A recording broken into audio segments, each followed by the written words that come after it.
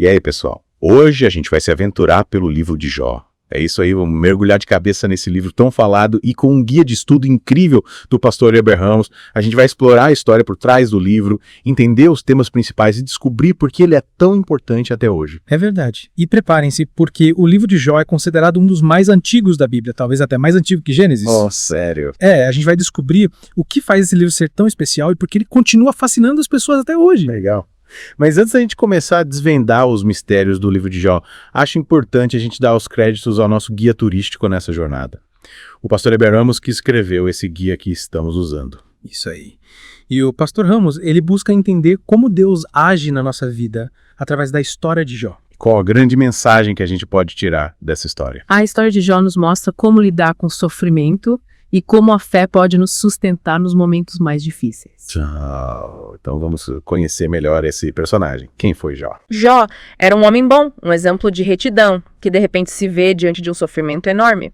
E o livro gira em torno da pergunta: por que pessoas boas sofrem? Uma pergunta que a gente se faz até hoje, né? Mas antes de a gente se aprofundar no sofrimento de Jó, vamos voltar no tempo e tentar entender a origem do livro. Quem escreveu e quando? Boa pergunta. E aqui a gente se depara com alguns mistérios. Ninguém sabe ao certo quem escreveu o livro de Jó. Ah, é? Uns dizem que foi o próprio Jó, outros Moisés, Salomão ou até mesmo Eliú, um dos personagens do livro. Parece que a gente tem um quebra-cabeça bíblico nas mãos. E a data? Será que a gente tem alguma pista? A data também é incerta. Mas alguns estudiosos acreditam que o livro pode ter sido escrito na época dos patriarcas Abraão, Isaac e Jacó, por volta de 2000 a 1800 Caramba! Isso faria dele um dos livros mais antigos da Bíblia, se não o mais antigo. É incrível pensar que estamos falando de um texto com tanta história. E onde essa história acontece? O livro menciona a terra de Uz, que provavelmente ficava onde hoje é a Jordânia ou o sul de Israel. E o pastor Ramos, no Guia de Estudo, nos leva para uma viagem pela história e cultura dos Edomitas, o povo que vivia nessa região. É como se a gente abrisse uma janela para o mundo de Jó. E como era essa região? Eles já tinham uma monarquia, o terreno era acidentado, a economia era baseada na agricultura e no comércio, e eles até tinham um sistema de comunicação entre fortalezas. Interessante. E esses detalhes ajudam a gente a entender melhor a história. É verdade.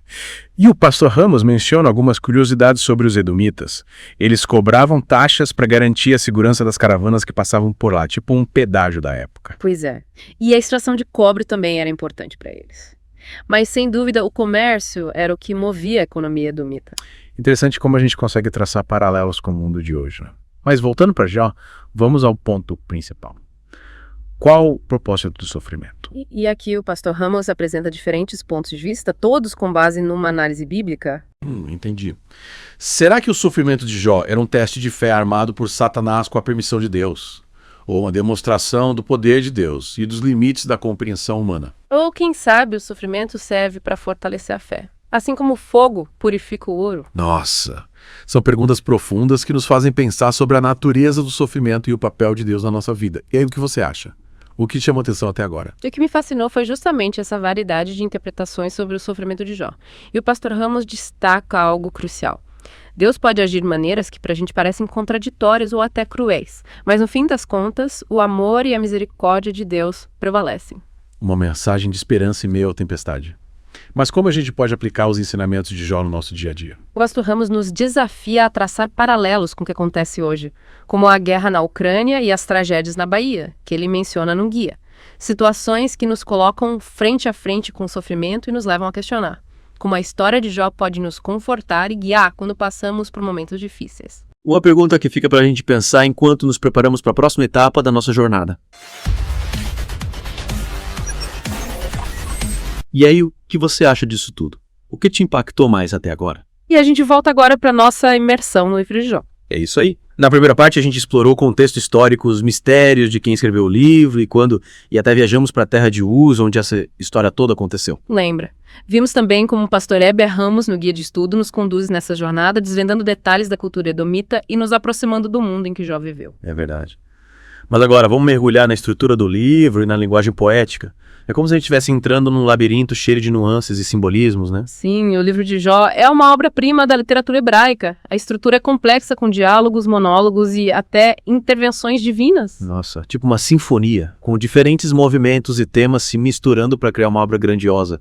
E a poesia, Que papel ela tem nessa composição? A poesia é a alma do livro de Jó. Ela aumenta as emoções, intensifica as imagens e nos leva para o centro da experiência humana. Através da poesia, a gente sente a dor de Jó, a perplexidade dos amigos e a grandeza de Deus. É como se a poesia nos desse acesso a um nível mais profundo de compreensão além da lógica e da razão. Me lembra um pouco da música, que consegue transmitir emoções que as palavras sozinhas não conseguem. Exato. E o pastor Ramos destaca a riqueza da linguagem poética no livro. Metáforas, símiles, paralelismos, recursos que levam o texto a um nível incrível tanto em termos estéticos quanto teológicos. É como se cada palavra fosse escolhida a dedo para transmitir não só um significado, mas uma experiência sensorial completa, né? A gente consegue sentir o que o Jó está sentindo. Sim, e essa experiência nos leva ao centro da questão. O sofrimento humano e o mistério da ação divina. A poesia nos ajuda a confrontar essas questões de uma forma mais visceral, mais humana, mais autêntica. É como se a poesia nos desse permissão para sentir a dor, a angústia, a revolta.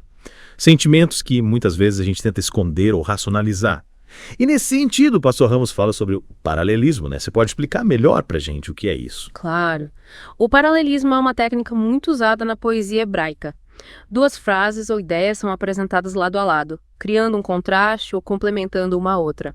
No livro de Jó, o paralelismo é usado para expressar a intensidade do sofrimento de Jó e para questionar a justiça divina. Então o paralelismo serve para dar ênfase e criar uma imagem mais vívida na mente do leitor, é isso. Exatamente. E o pastor Ramos cita um exemplo bem interessante no guia. Deus faz feridas e sara, ele fere, e as suas mãos curam. Essa frase usa o paralelismo para mostrar o poder de Deus, que pode causar dor, mas também trazer cura. Entendi. A gente consegue ver como a linguagem poética é importante para entender a mensagem do livro de Jó. E como o pastor Ramos conecta a experiência de Jó com os dias de hoje. Ele nos faz pensar: como podemos encontrar sentido no sofrimento? Como podemos nos aproximar de Deus quando tudo parece desabar? E como lidar com as diferentes respostas que recebemos quando estamos sofrendo, assim como Jó recebeu dos seus amigos? É verdade. Na próxima parte, a gente vai explorar as respostas que Jó recebe para o seu sofrimento, tanto dos amigos quanto do próprio Deus. Preparem-se para um debate teológico de alto nível. E aí, o que você está achando até agora? Qual dessas reflexões te tocou mais? E voltamos para a última parte do nosso mergulho no livro de Jó. Isso aí, chegamos ao ponto alto da história. Já passamos pela história por trás do livro, a estrutura poética. Vimos Jó se deparando com a pergunta que ecoa até hoje: por que o sofrimento existe? Pois é. E na parte anterior a gente começou a desvendar as diferentes respostas que ele recebe para essa pergunta. Os amigos tentam encontrar uma explicação para a tragédia que aconteceu com ele, com suas teorias e conselhos. Sim, mas como vimos, as respostas deles nem sempre trazem conforto ou esclarecimento. Muitas vezes parecem até acusações disfarçadas, colocando em dúvida a integridade de Jó. É verdade. E é nesse ponto que o pastor Heber Ramos nos convida a refletir sobre a amizade e o consolo em tempos de crise. Será que as palavras, mesmo com boa intenção, são suficientes para aliviar a dor profunda? O que você acha? É uma pergunta importante que nos desafia a repensar como a gente se relaciona com quem está sofrendo. Às vezes o silêncio, a presença, um abraço podem ser mais reconfortantes do que qualquer palavra. Faz sentido. E é nesse contexto de angústia e questionamento que surge a voz de Deus. Um momento crucial na história, né? Deus finalmente se manifesta, mas não da forma como Jó esperava. Em vez de respostas prontas, Deus o confronta com perguntas ainda mais profundas. É como se Deus dissesse: Jó, você questiona a minha justiça, mas será que você realmente compreende a vastidão da minha criação? Você consegue entender a complexidade do meu plano? Essa parte mexe muito com a gente, né? Porque, no fundo, todos nós queremos respostas fáceis quando estamos sofrendo. É verdade, a gente quer entender o porquê das coisas, encontrar um culpado, uma solução rápida. Mas Deus nos mostra que a vida não é tão simples assim. Com certeza. E a partir daí, o livro de Jó se transforma num hino à grandeza e ao mistério de Deus. Deus se revela não como um ser distante e impassível, mas como o criador de tudo, presente em cada detalhe da natureza, desde as estrelas até os animais mais simples. Exatamente. E diante dessa imensidão, Jó reconhece sua pequenez, seus limites, ele se arrepende de ter questionado Deus e se curva diante da sabedoria divina. E aí, o pastor Heber Ramos coloca uma questão muito interessante. Será que essa experiência de Jó nos ensina que, em vez de buscar respostas prontas, a gente deveria buscar a presença de Deus em meio ao sofrimento? O que você acha? Uma ótima pergunta. Me parece que o livro de Jó nos mostra que a fé não se baseia em respostas fáceis ou numa vida livre de sofrimentos. A fé se sustenta na confiança em Deus, mesmo quando a gente não entende os seus caminhos. É verdade. E o sofrimento de Jó, ele é recompensado no final. O pastor Ramos destaca o final surpreendente do livro. Deus repreende os amigos de Jó pelas falsas acusações e restaura sua saúde, sua riqueza e sua família. Um final que nos lembra da bondade e da misericórdia de Deus, mesmo quando não entendemos seus planos. Que bom. O sofrimento de Jó não foi em vão. Ele passou por um processo de purificação, amadurecimento espiritual que o aproximou ainda mais de Deus. Que legal. E qual a principal lição que o livro de Jó nos deixa? Acho que a grande lição é que, assim como Jó, somos desafiados a enfrentar os mistérios da vida e buscar a Deus em meio às tempestades.